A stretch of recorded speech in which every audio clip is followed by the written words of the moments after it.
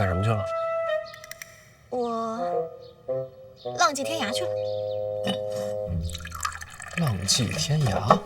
嗯，去了多久？大概1炷香时间吧。你这浪迹天涯的还挺快。其实也不光是浪迹天涯，我主要是逃婚去了。陛下赐婚的事我听说了，我不乐意，所以收拾收拾就跑了。那怎么又回来了？走得太着急，走到一半冷静下来，想明白一件事儿。哥，你说这世上我最信谁？谁？当然是你呀。所以我想着是走还是留，我得先问问你。那我要是说让你留下呢？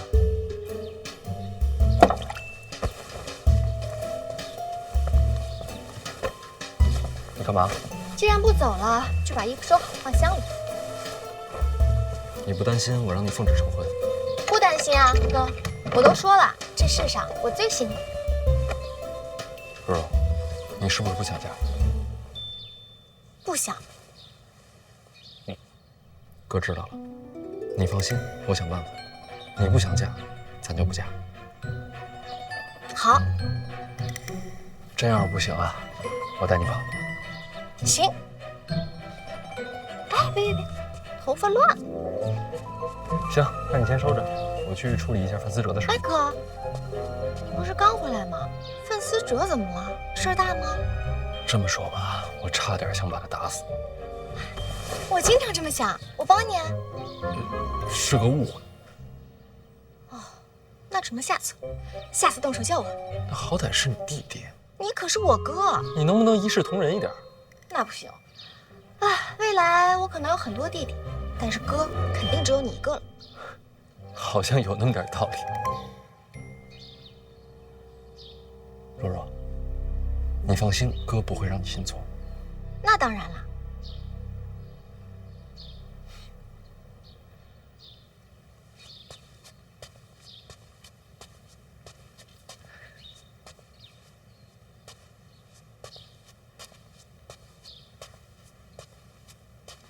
哎，你说范闲回来了？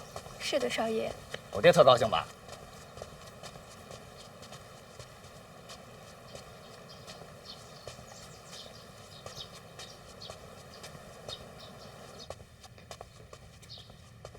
爹，您叫我。哎，哥，你可回来了。这还什么都没问呢，就先跪了。这气氛我熟。抱月楼的事儿你知道吗？知道。谁是东家？我。这不胡闹吗？怎么能做这种事儿？娘，我就是想挣点钱。为了银子，连人都不做了？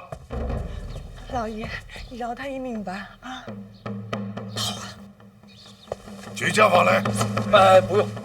其实他也是被人骗了。对，思哲本来就不聪明，肯定是被骗的。娘，您平时不是说我挺聪明的吗？这会儿就闭嘴吧。不论是否被骗，既然犯了错，就要受罚。这顿打，他逃不了。其实我已经打过了。对，范闲他已经打过了。啊，你们见过？啊，见了。上回差点把我打死。为何不跟我说？我哥说跟谁都别说，就让我在屋里待着。这些天不出门，是因为范闲？啊。那岂不是早就回过京都？确实回过。到底怎么回事？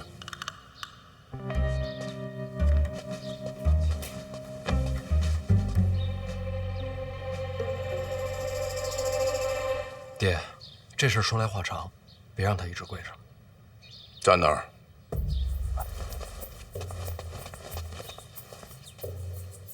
说到底啊，这件事儿还是老二给我挖的坑。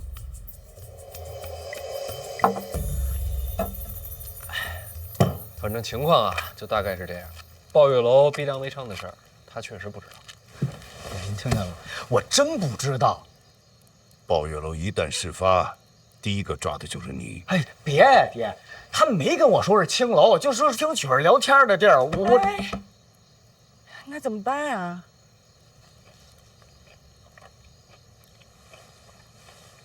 其实这事儿啊，只要我妥协服软，就能过去。那不可能，姨娘这么相信我？什么时候见你服过软呀？思哲这事儿你有安排了？短时间之内，鲍月楼要想跟他撇清关系，不太现实。现在要想保他，就只能离开京都。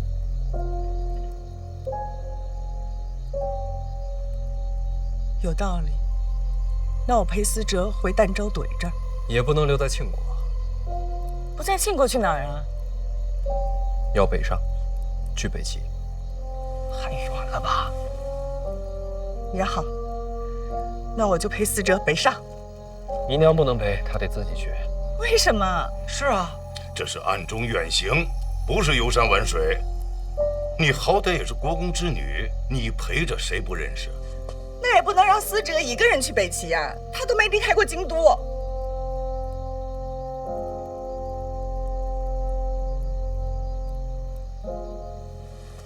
思哲，你害怕吗？有点。我知道，这对你来说很难。突然之间就要离家远行，从锦衣玉食变成无依无靠、前途未卜。你别说了，越说我越害怕。但这对你来说也是机会。这哪算机会呀？人不离开家，就永远不会长大。你是不是也想过，想对某个人证明自己不再是一个孩子了，证明你并非做每件事情都是错的，证明你自己也可以被期待。我想证明，那就北上，找到你自己的路。他做不到。好，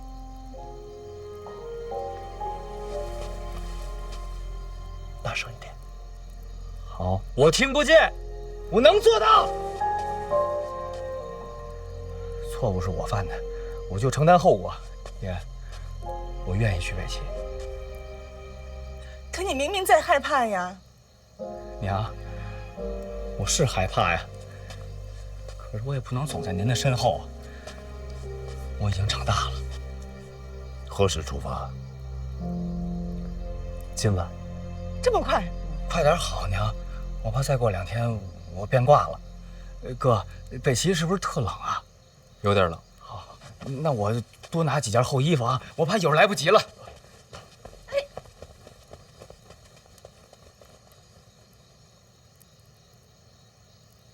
怎么一下子人全变了？姨娘，有时男人长大，只要一瞬间就够了。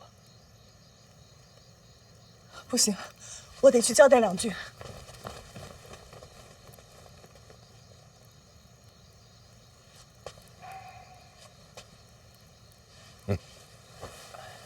还真有些突然。说到底啊，他还是被我牵连的。你刚才说的没错。什么？男人长大只要一瞬间就够了。命运嘛，总是突如其来。这小子没让我失望，不愧是我儿子。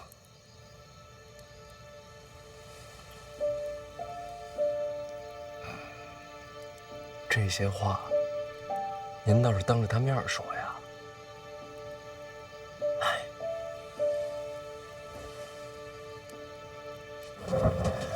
天冷了就记得加衣服，每天吃饭别马虎了。知道了，娘，您别送我了，再送我真舍不得了。行，行了，别哭了，您再哭该出皱纹了。你才出皱纹呢。走了，娘。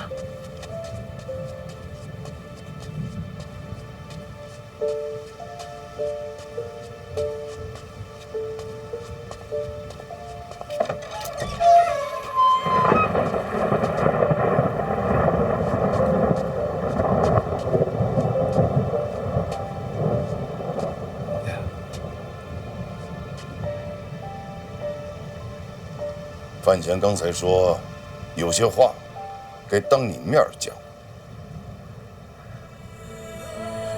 马车备好了。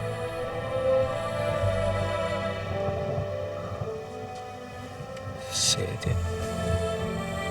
还有，你没让我失望。范思哲，不愧是我儿子。一路小心，我跟你娘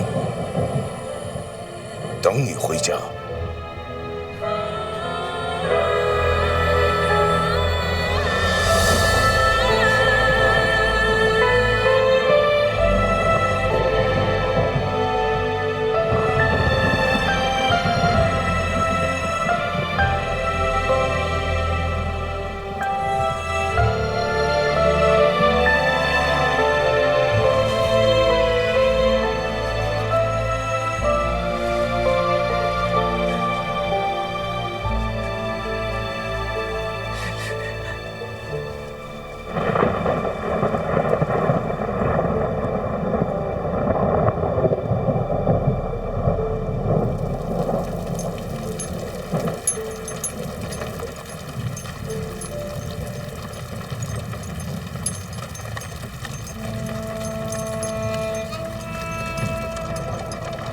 看什么？看雨。我从小就在京都长大，什么样的雨都见过，早就看腻了。可是今儿这雨，怎么有点舍不得呢？你就当是京都为了给你送别，感动的都哭了。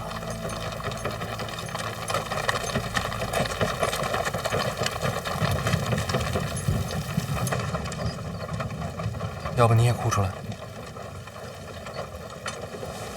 我不哭，我现在是大人了，大人都不哭。大人也会哭，有的时候长大了，想哭的时候更多。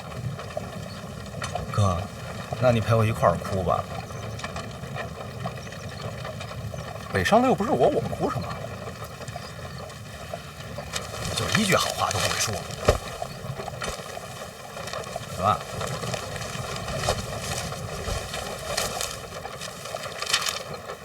银票啊，都是给我的。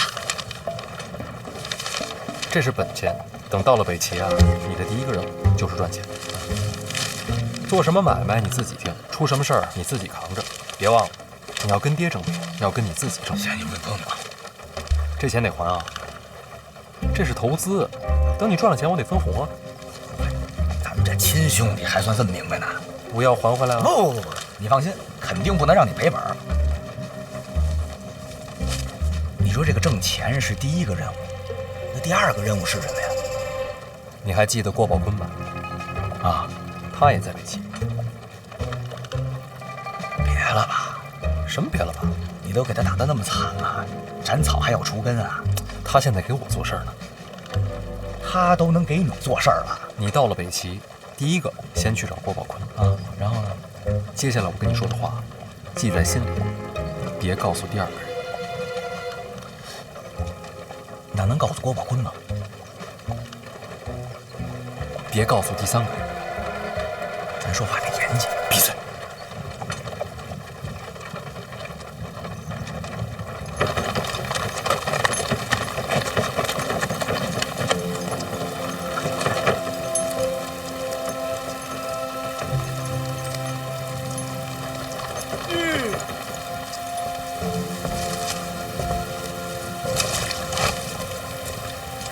辛苦各位兄弟，提词严重了。这几位会护送你北上，一路上他们照顾你。他们几个是谁呀？别忘了我跟你说的话，路上小心。走吧。那我娘你帮我多照顾点啊！放心吧，一切有我。谢谢哥。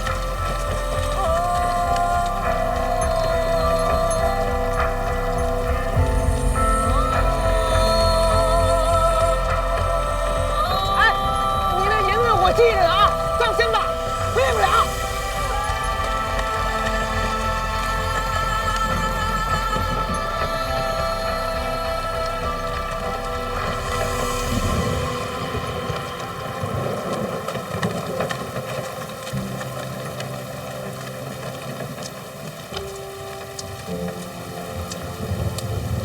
不用担心，那几个都是四处的好手，你弟不会有事的。多谢了。不用谢我。若不是院长交代，我可没工夫管你的闲事儿。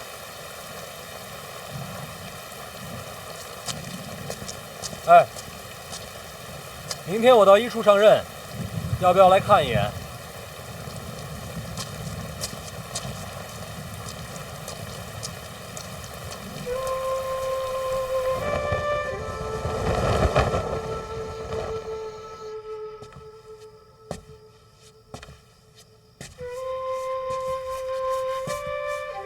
范闲吧，叶灵儿，看来我这轻功还得练啊。你快来快来，婉儿呢我跟你交代点事儿。你跟我交代什么呀？晚上呢？别打岔，我记性不好。婉儿料到你会来，提前躲出去了。婉儿躲着我，为什么？她让我跟你说，第一点，婉儿知道你很爱她，她也很爱你。第二点，因为第一点，所以她很担心你刚回来会面对很多危险，她希望你能集中精力，好好应对。第三点，因为以上两点，你最近就别来找她了，她是不会见你的。这话都是婉儿说的。啊，这都是我理解婉儿说的话。哦，她说你会懂她的。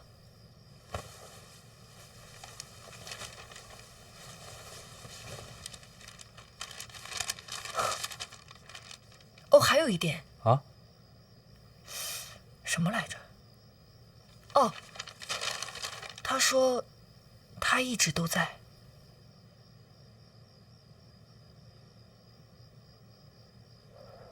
我懂。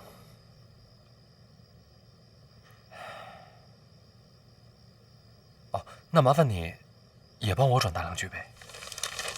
哦，行，你说吧。第一，想你；第二，放心。怎么到我这儿你就不记了？就4个字儿，我还记不住。哦，有道理。你快走吧。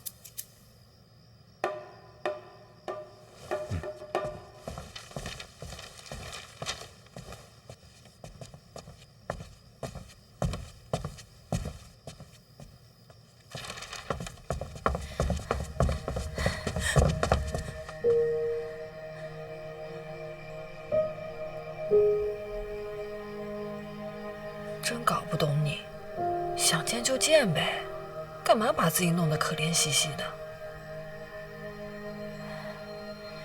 眼下时局，他应该专心做他自己的事儿。我怕我见了他，就不想让他走了。真羡慕你们，我这辈子是没这福气了。灵儿，你要是实在无法接受陛下的赐婚，明日我陪你进宫，向陛下请命，把婚退了。我爹是不会同意的，我都想好了，大不了一死。你可千万不能这么想啊！家里已经在着手婚约的事儿了，我看着实在心烦。我能不能在你这儿住些日子啊？想住多久就住多久。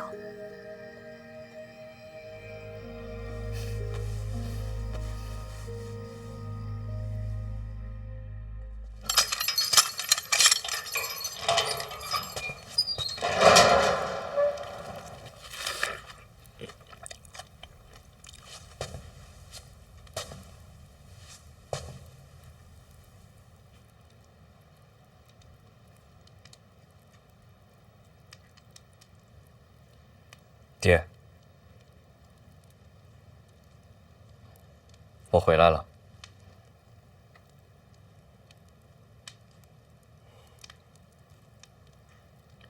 你是关哪间？我没事儿了，是来接您回家的。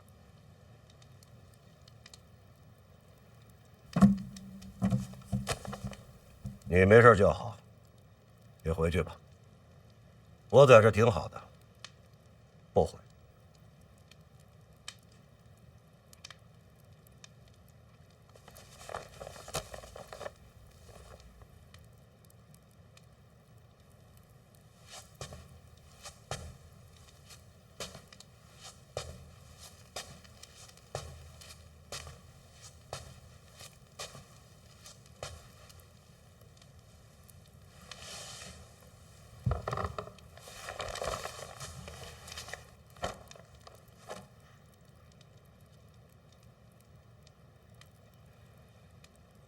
你有没有想过，帮范闲假死是什么后果？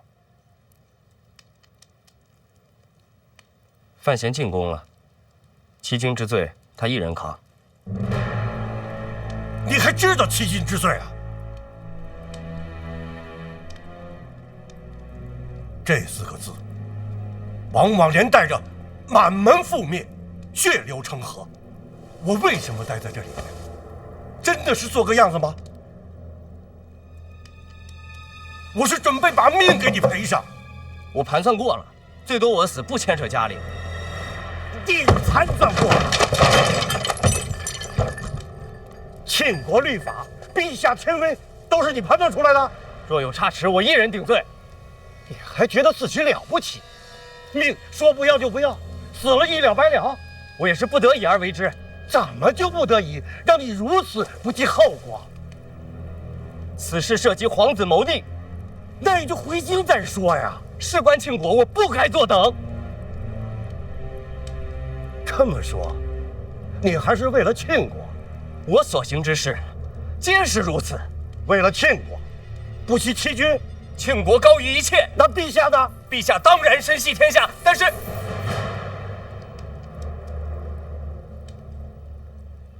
是人，终究没有国重要。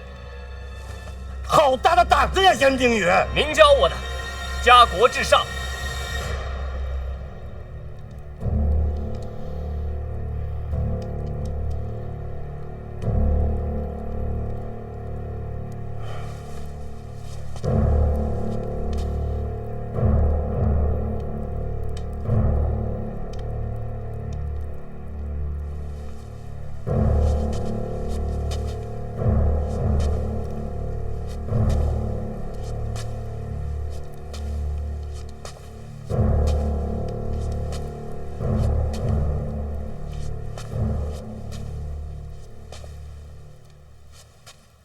总算你还知道，看有没有人才说这种话。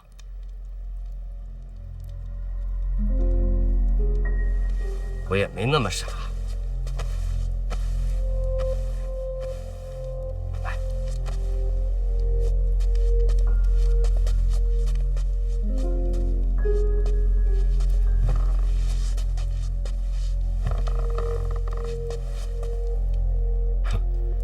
我看来说，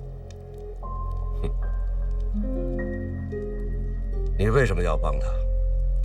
我不是帮他，是为庆国。但你也在配合他。是。他这人虽行事荒唐，但也算是有些胆色。这么说，你愿意辅佐他？为什么要辅佐他？监察院未来，或许是他接班。陈院长无可替代。唉，我们老喽。陈院长想退，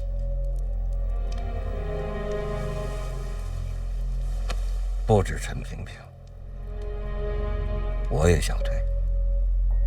监察院该交给你们年轻人了。您退不退倒不要紧，陈院长不能卸下担子。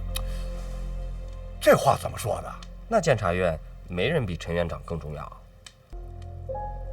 我也想退。监察院该交给你们年轻人了。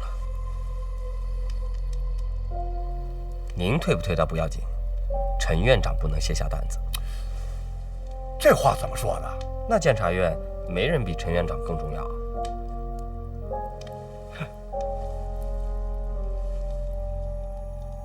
你知不知道，你去北齐，其实早就在陈萍萍的谋划之中了。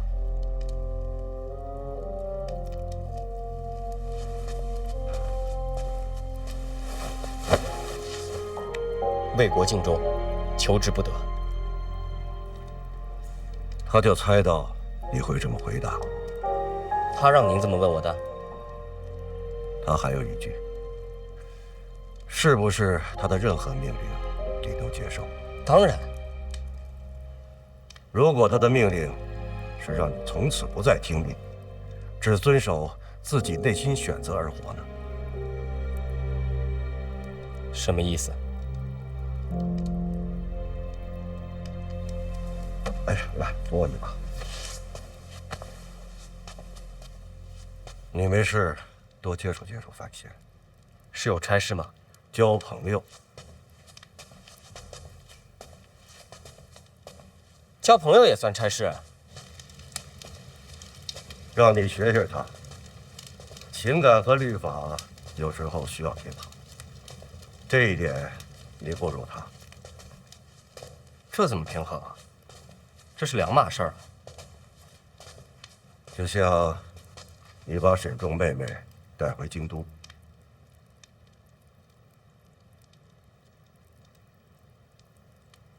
这是我违令行事，但愿受罚。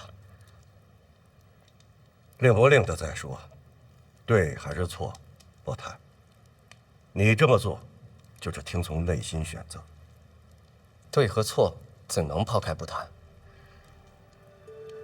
不急于一时一刻，先回家。四处的差事，我会慢慢的都交给你。爹啊，累了这么多年了，哼，也该享享福喽。好，为了您，我以后尽量不欺君。要不，我享福之前，先把你逐出娘家。这也是差事吗？哎，慢慢来吧。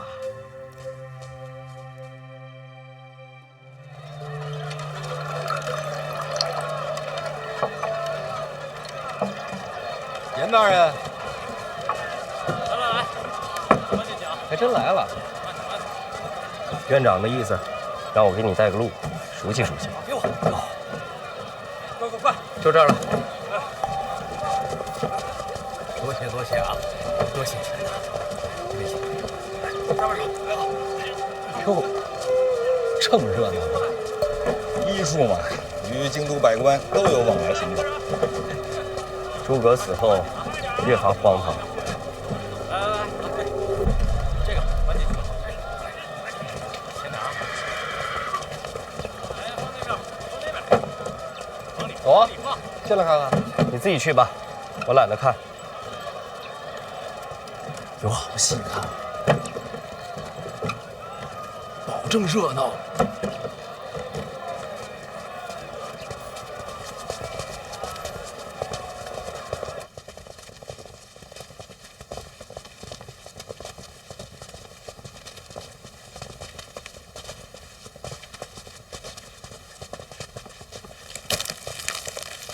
咱就这么进来，也没人问一句。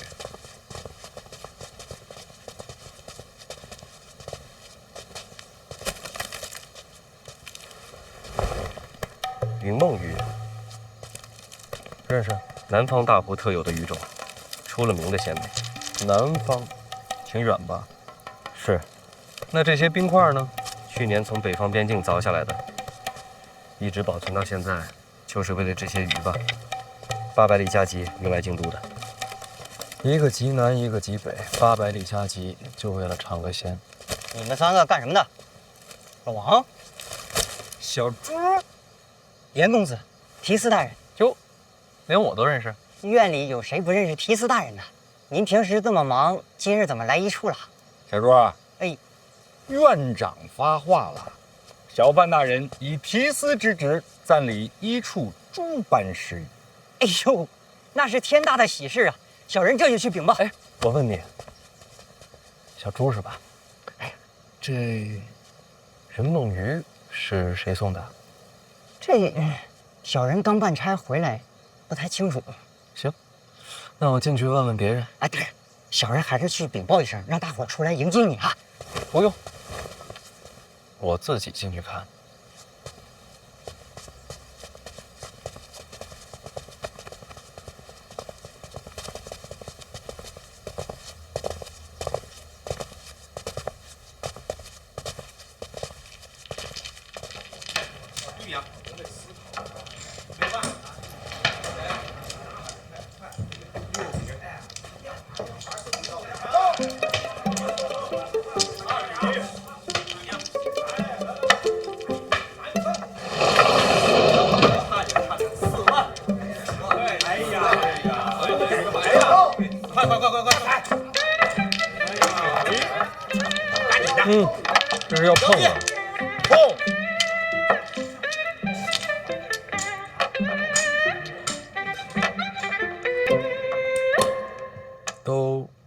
认识我吗？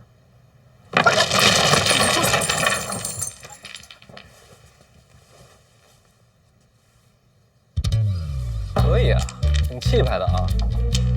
麻将都是用琥珀的。大人是假的。我是假的？不，大人，琥珀是假的，只是瞧着像。谁送的？内裤，他给咱们8大处各送了一副。大人，咱平时有公务的时候呀，那是绝对不玩。只是近来确实无事，请大人恕罪。外边那些鱼呢？谁送的？什么鱼啊？云梦鱼，就800里加急那个。这小人倒是不太清楚。这是谁管事？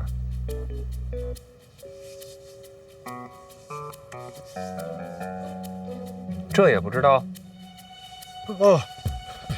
怀大人，几位主管都请了假，一个都没来。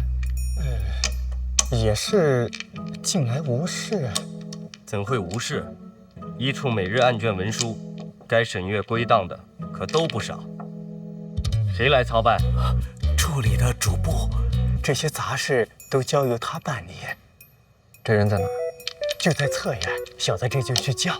不用，我自己去找他。你们呀，接着玩，玩得开心一点。哦，对了，玩差不多了，趁早把外头那些鱼给放了。放久了，鱼就不新鲜了。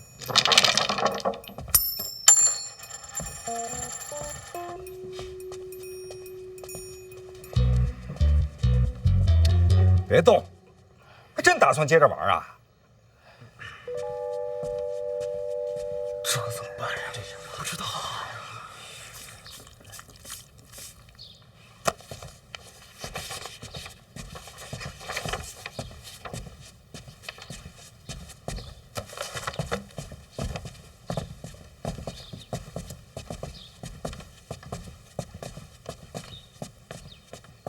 有人吗？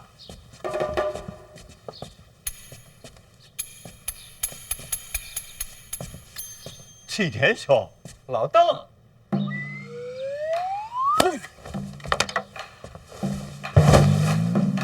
监察院主簿邓子越见过大人。你认识？嘿嘿，就是。邓子越，正是属下。你认识我？从未见过。那怎么就跪了？回大人话，如今监察院谁人不知王启年王大人常伴您左右。再说了，您这卓尔不群的气质，剑眉星目的样貌，不怒自威的神态，我若再猜不出来，我是不是瞎呀？小云公子，行了，老邓啊，大人现在暂领一处诸般事宜了。当真？当真。天哪，这是天大的好消息啊！是不是？小范大人如果能来一处，那您做这一处的话，那一处这就从此以后就有主心骨了。我真是感觉，如久旱逢甘霖，他乡遇故知。行了行了，全是套话，随你是吧？就是。邓子越，站着说话。老邓，起来。谢过小范大人跟其他大人呢不一样啊。我问你啊，外面那些云梦鱼是谁送的？啊？别告诉我你也不知道。说。回大人，是检书司和兵部联名送的。一筐鱼还能牵扯到兵部？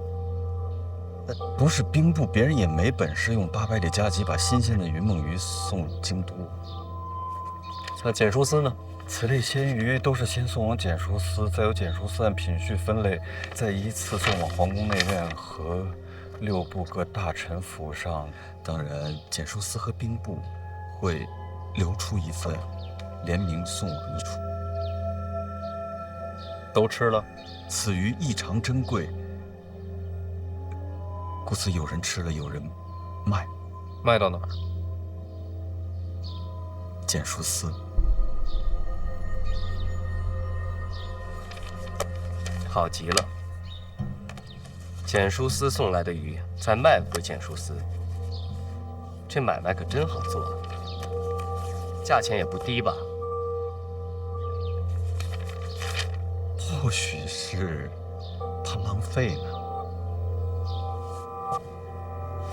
那这简书司和兵部干嘛上赶着给咱们送好处啊？你就照实了说。嘿嘿，这屋里边没别人吧？没有啊，那就说。哎，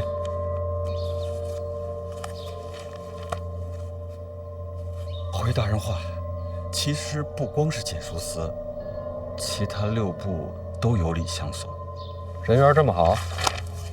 你看，一处嘛，咱们一处本来职责就是监察京都百官，自然谁也不愿得罪一处。有了好处，当然也就不会忘了一处。这种好处你们也敢收？不是，他监察的收被监察的好处，何其荒唐！九原公子，息怒，息怒。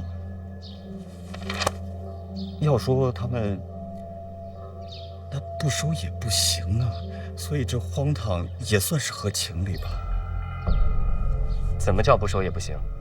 您看，做官嘛，大家都住在京都这片儿，3位大人也都应该清楚，京都百官之间关系本就错综复杂，有如蛛网密布。大的都不用说了，哪怕是衣食住行、吃穿用度这样的小事情，你也绕不开这关系啊。如若不收这礼的话，那就算不肯同流，往后恐怕办任何事情都是举步维艰呐。邓主簿这为官的道理，倒是想得很清楚。一处案卷繁多，这些最近都是你在负责？一直都是。行，一处这边你多费心。啊？范大人，我只是个主簿，上面还有好多主管呢。已经没了。哎，从今日起，王启年、邓子越协助本提司处理一处大小诸事。大人，那剩余的几位主管，今日不在的，往后就不必在了。回头我跟院里说一声，送到别处做事。快点！你们给我看好了，我范闲，监察院提司代理一处。我还不是重点，重点是这个。严冰云，北齐回来的，心有多狠，手有多黑，可想而知吧。换句话说，那是要脸的人吗？你们看这眼神，杀气腾腾。他站在这儿什么意思呀？就是和我生死与共的意思。这样的狠人，什么事儿做不出来呀？你们懂吗？我们都懂。我再重复一遍啊！从今日起，一处之前主办全部作废。王启年、邓子越就是我的左膀右臂。在座诸位，我话讲完，谁赞同谁反对？王主管，邓主管，哎，客气了啊！那个以后大家互相咱们多帮衬啊！哎，大方点儿，大家叫你。多帮衬，邓某以后一定尽力尽心办差。我再多问一句啊，各位可还记得当初入监察院所发之誓？第一句是什么？一切为了信我。说着说着就变成了一切为了生活。当初发的誓都忘了。给我！一处是做什么的？监察院是做什么的？求吏治清明，保百姓安宁。你们当初的初衷都他妈喂了狗了！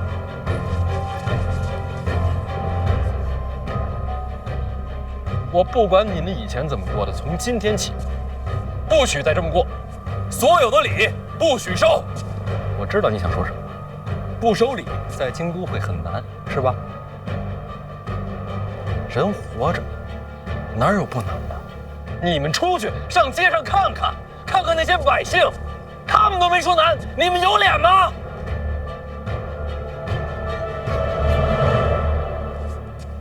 不过诸位放心，我这个人呢，其实还是好说话的。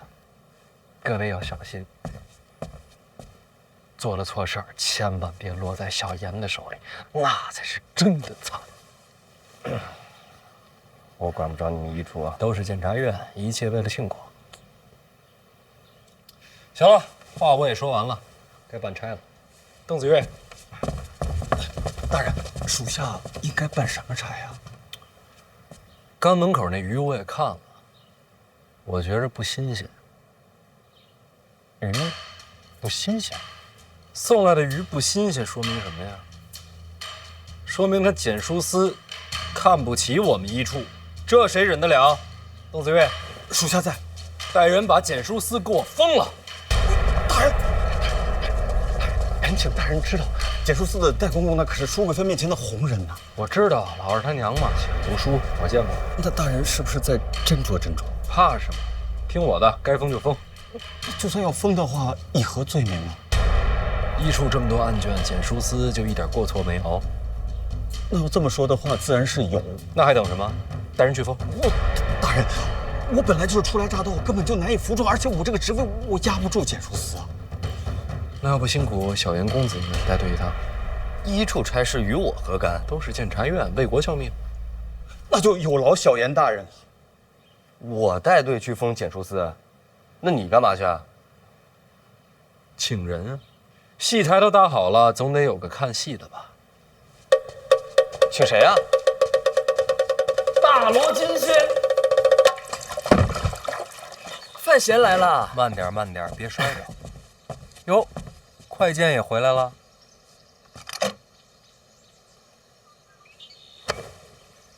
我就说这个人太冷漠，没礼貌，自然是比不过殿下。我也得说说你，来京都这么久了，头回到我这儿。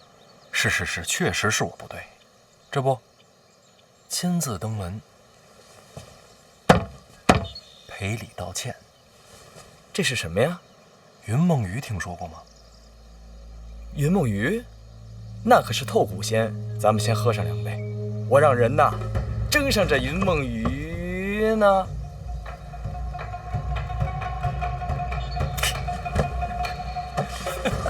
全程炒变了，梅雨。心领了，千里送同水，礼重情更重，是吗？送你了。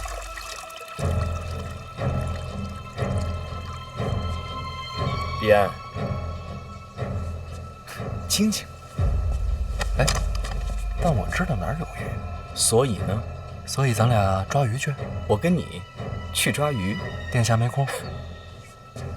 我就说嘛，满京都城里最有趣儿的人就是你了。我也这么觉得。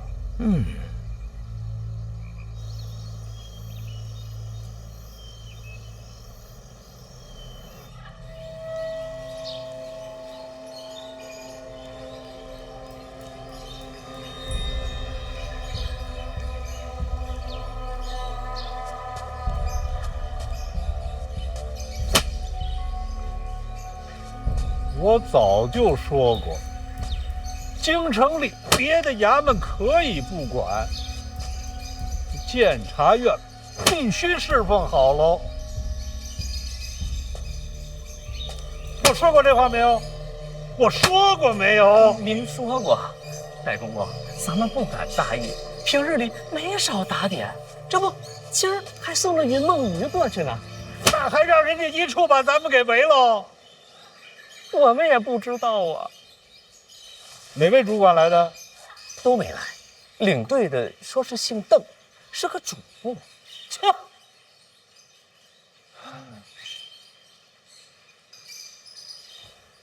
起来吧！哎。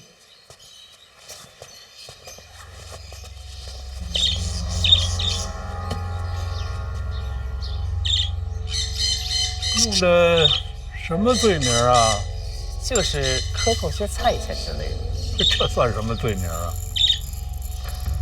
来打秋风的吧？要不您能出宫瞧一眼？一个主簿，他也配？你别看监察院在京城里权势滔天的，他这权势谁给的呀？咱们宫里给的。您不去，那边就还封着，这可怎么应对呀？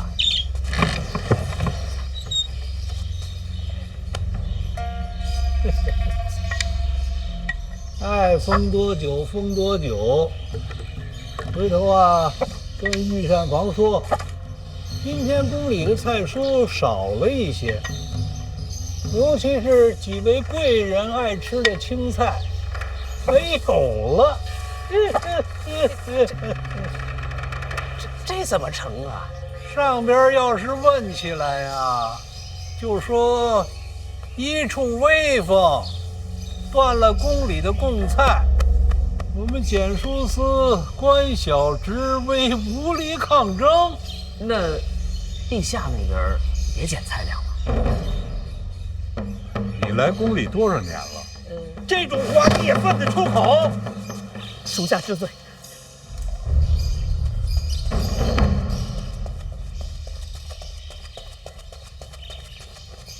禀戴公公，又什么事儿啊？范闲范大人已经赶去检书司了。你上前说话。范闲范大人已经赶到检书司了。怎么把范闲也惹着了？戴公公做事自有分寸，你下去吧。公公应该去。混账！戴公公做事由你来管吗？等，我为什么应该去啊？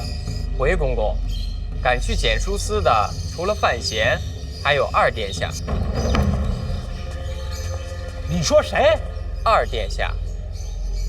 公公莫急，我多问了几句。二殿下虽然到了，却只是旁观，并未有怒容，应该不是大事。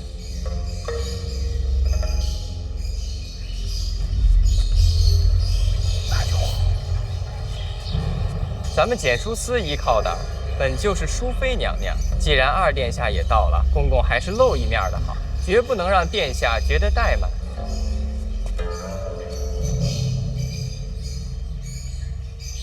你说的有道理，我得去。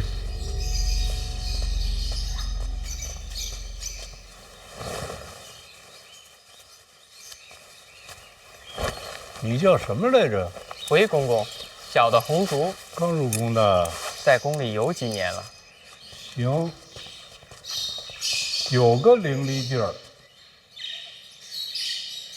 你们都学着点儿。是。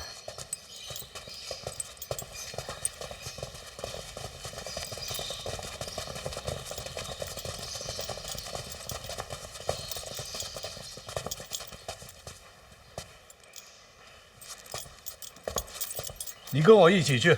回公公，小人就不去了。大胆！戴公公的话也敢不听？你一边待着去。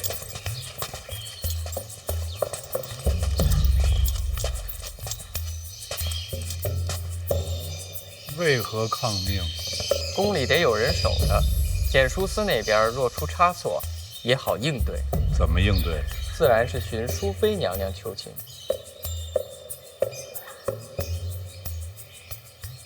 留下，公公放心，你们都别跟着我。啊，是。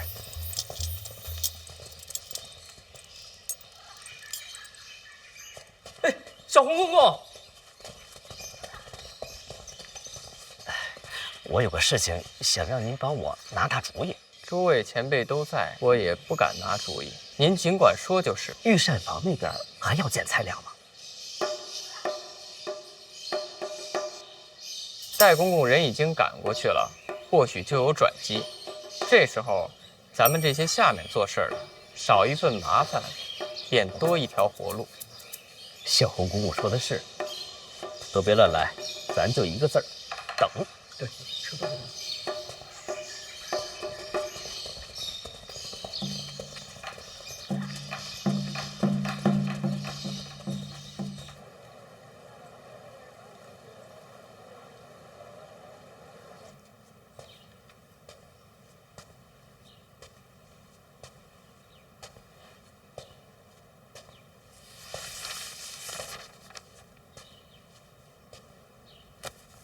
老邓，去看眼人来了没？是。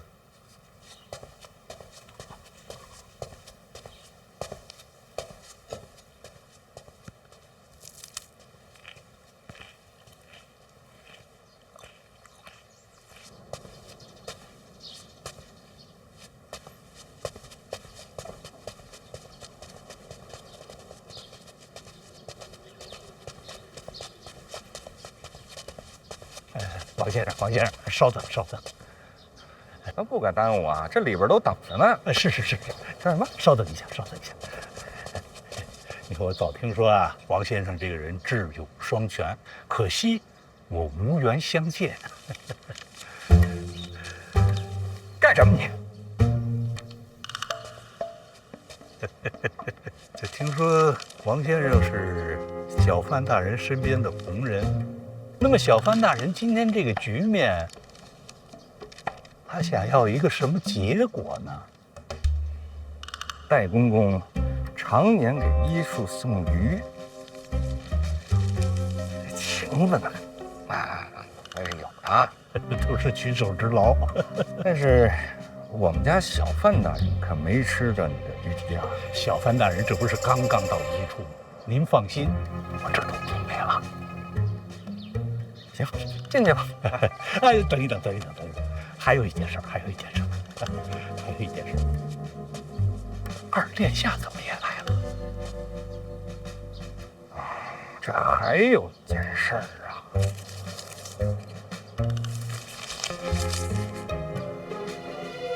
二殿下在，这事儿那叫好办了，对吧？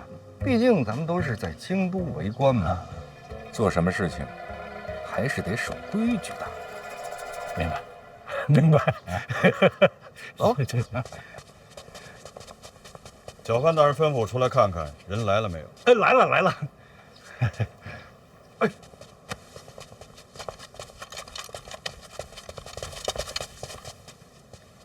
见着有份儿啊！大家赚钱，大家花。啊！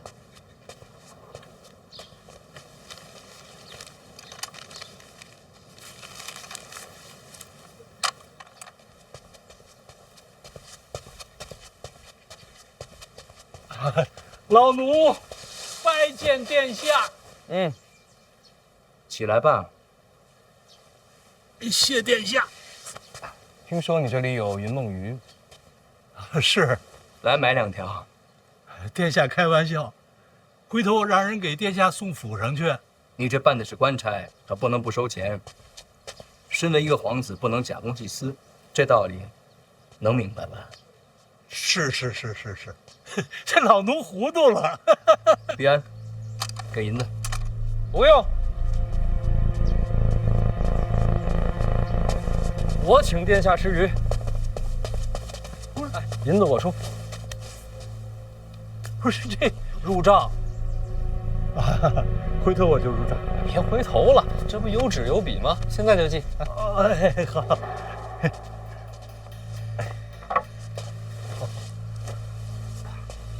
你别记这本上，记这本上。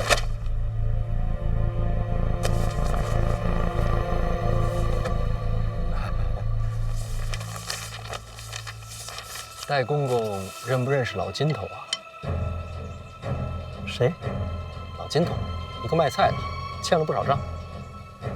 哎呦，这好像是想不起来了，想不起来了。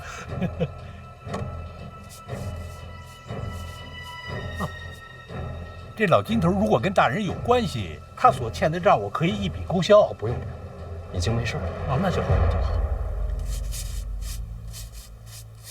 哟，戴公公这字儿不错呀。不敢不敢。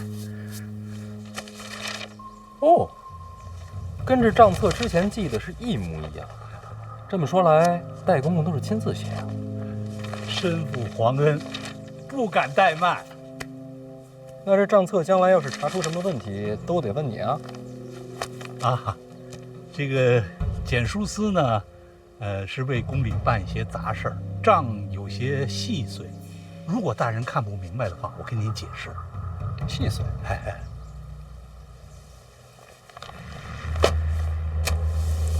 不是细碎，是大局。简书司就是买点菜，哪有什么大局啊？戴公公，国家兴亡，你们这些太监是不是有责？是吧？咱们庆国刚跟北齐大战一场，也是边军威武，大获全胜。简书司该不该表示？啊，这边军的粮草不归简书司管。大局，往大了想。什么意思呢？简书司是不是庆国的一部分？是。那大战获胜是不是与有荣焉？有。与北齐一战花了不少银子，对吧？对。这大战平定，朝中缺钱，是不是这个道理？是。那咱们庆国人该不该共度难关？该。简书司该不该负责？该。啊？该负什么责呢？国库空虚，到处缺的就是银子。简书司不想着为国解忧，反而变着法子贪钱，这合适吗？不，绝无此事。老奴为人最为老实，平时见着钱我都难受。大人一定是误会了。老实？我们监察院听说过吧？如雷贯耳。我们办案的手段，想必你也知晓一二。贪没贪钱自己知道啊。这账册查下去，是什么后果？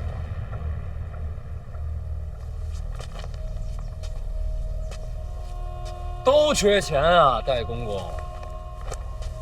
简书司就不能担起责任，有难同当吗？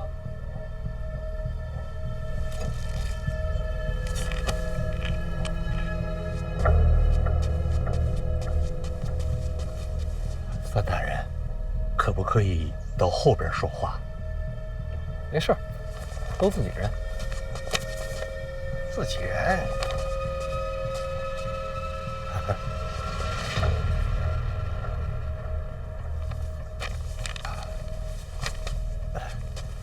关于账目的事儿，这里还有一些补充。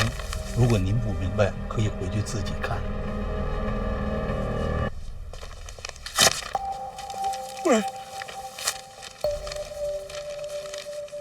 ，1000、2000、3000两。哎呀，3000两还行吧。那话说回来，咱们简书司每天买菜也不容易。应该的，应该的。大家都是同朝为官，我做人也不能太跋扈，与人为善嘛。是。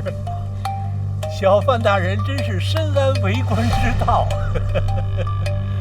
那说起来，简书司问题不大，是我唐突了。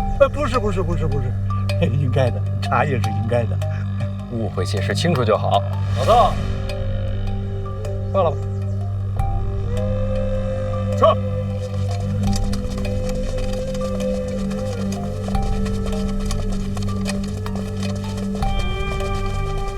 没热闹看了啊，咱各回各家吧。殿下那鱼你可别忘了啊！我一定给殿下送到府上去。殿下，要不要找人送你回府啊？不用，回头去。好嘞。一定得去啊！等你消息。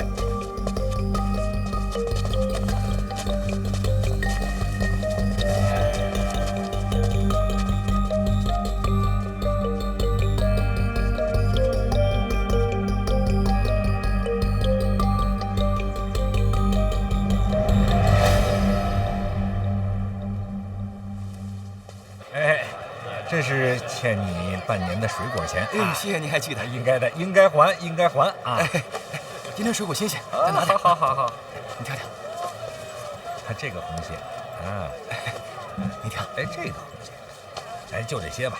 你知道自己在做什么吗？受贿啊！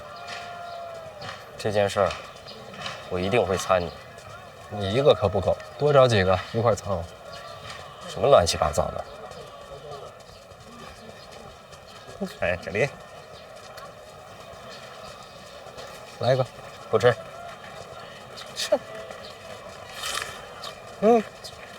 这弹劾这件事儿，归哪个部门管？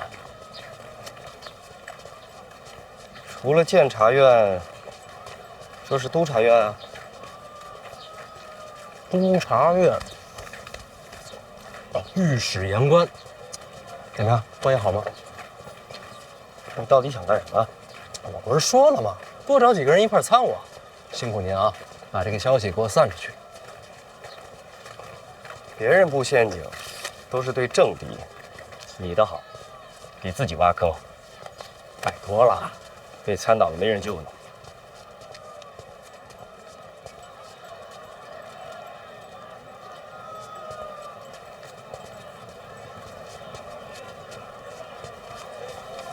把这个，还有那账册、存档、记录，都交给全院长。是。啊，还有这个，如您所料，戴公公给的，都记上。是。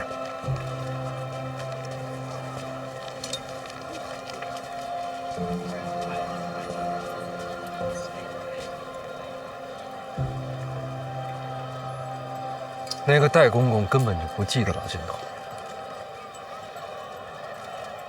没人记着他。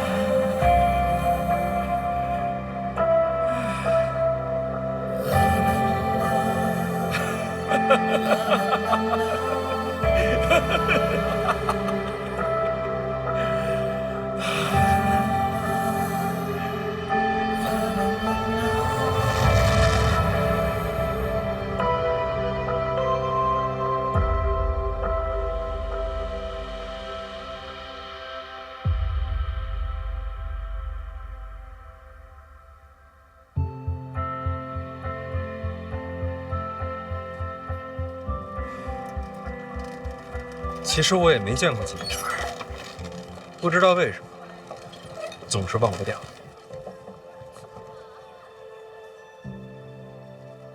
老王啊，若是没人能站出来，他们这些人一辈子就只能忍着、守着。可是谁能站出来呢？谁能让他们见识什么是真正的王法？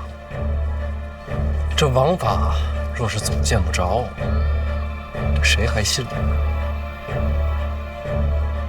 你说是不是我矫情？